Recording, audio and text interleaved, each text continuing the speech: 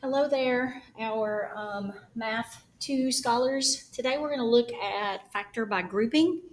And the first thing that I'm going to tell you is that we're going to review a little bit of something that you should have learned probably in a handout in class today or yesterday. And that is to factor a difference of squares. Now, this word difference right here means that you're going to be subtracting. That's what difference means in math. And then also, if we say squares, we're talking about a perfect square. So, like the first perfect square that we know is 1. So, let's just list them up here 1 because 1 squared is 1. The next perfect square we know is 4 because 2 squared is 4. The next perfect square we know is 9 because 3 squared is 9. Remember that a perfect square is something you multiply by itself. So 3 times 3 equals 9, 2 times 2 equals 4, 1 times 1 equals 1, and so on. We've been working with those doing square roots. So when you factor a perfect square, the way that it factors is with two parentheses, and then what do we square to get x squared? Well, that's an x and an x.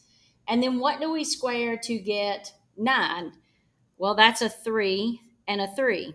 And since there's a minus there in the middle, that means we're going to do a plus and a minus. And if you want to see if this works, then remember the box method that we've been using. We draw our box and we try this x3, x, negative 3. This would be x squared minus 3x plus 3x minus 9. Remember how we multiply? X times x is x squared. X times negative 3 is negative 3x. 3 times x is 3x, and 3 times negative 3 is negative 9. Now you'll notice our diagonals always went together. That's our like terms to combine. So when we combine 3 minus 3, that gives us 0. So that's going to go away. That goes away. So we're just left with x squared minus 9, which is what we started with here. So this is the correct way to factor that. Now, one of the things I want to point out to you is that this does not work if it's a sum. If it's a plus here, you can't say x plus 3 times x plus 3. Okay? If we do that, then let's try it.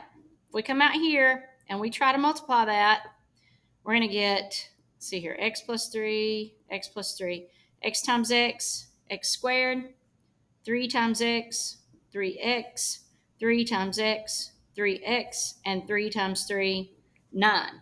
So if we combine here 3x and 3x, that's going to give us x squared plus 6x plus 9. Is that what we started with? You'll notice that this here is not equal to this x squared plus 9.